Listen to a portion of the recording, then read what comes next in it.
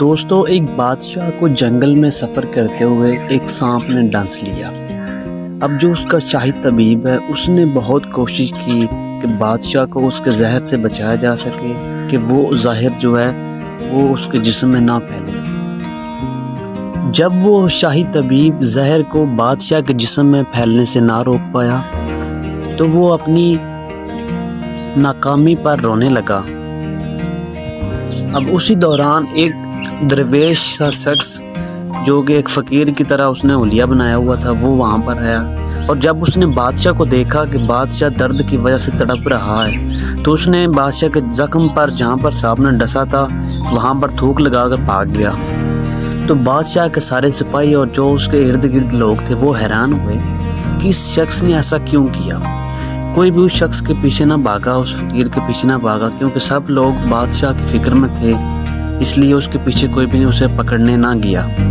اب جو وہ شاہی طبیب ہے اس نے ایک رومال لیا تاکہ وہ جو شخص تھوک لگا کر گیا ہے اس کو صاف کر سکے۔ جب وہ صاف کرنے کے لیے نیچے جھکا تو وہ حیران ہوا کہ اس تھوک کی وجہ سے جو زہر کا اثر ہے وہ کم ہو رہا ہے، اور اس نے اس تھوک کو صاف نہ کیا بلکہ اس تھوک کو اچھی طرح زخم کے اوپر لگا دیا۔ تو دیکھتے ہی جو زہر کا اثر ہے وہ کم ہو گیا، اور تھوڑی ہی دیر میں بادشاہ جو ہے وہ ہوش میں آ گیا۔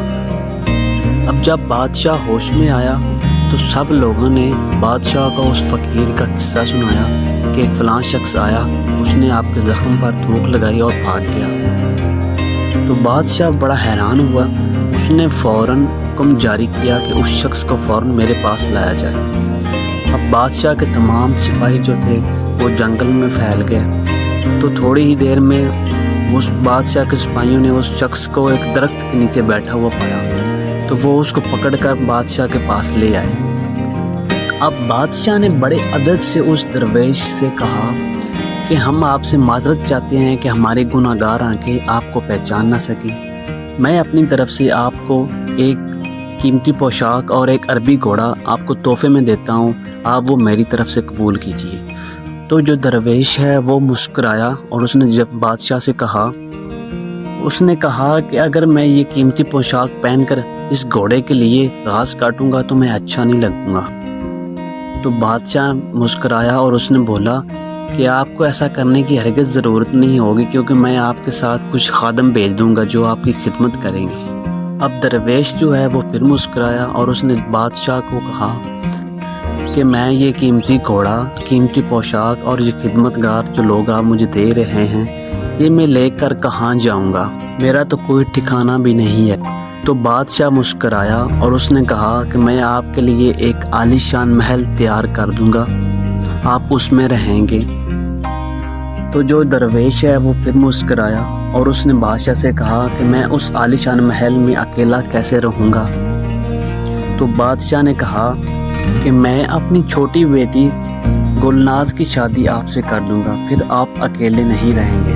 تو اس بات پر وہ جو درویش ہے وہ پھر مسکرایا اور اس نے بادشاہ سے کہا کہ اگر میں نے اس سے شادی کر لی تو میرے تو بچے بھی ہوں گے۔ تو بادشاہ نے پھر مسکرا کر جواب دیا کہ ہاں بچے بھی ہوں گے۔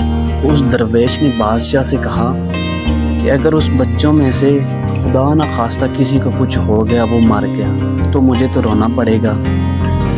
تو بادشاہ مسکرایا اور اس نے بولا ہاں رونا تو آپ کو ہی پڑے گا۔ تو درویش نے بادشاہ کو ہنس کر جواب دیا کہ اگر ان سب کے باوجود قیمتی لباس، قیمتی گھوڑے، محل، شہزادی بیٹے ہونے کے باوجود اگر مجھے رونا ہی پڑے گا تو میں اپنی درویشی میں ہی خوش ہوں۔ اور پھر اس درویش نے بادشاہ سے جاتے جاتے ہوئے کہا کہ میں آپ کو ایک نصیحت کرتا ہوں کہ دل اس سے لگاؤ جس نے دل بنایا ہے، اگر دنیا سے دل لگاؤ گے تو برباد ہو جاؤ۔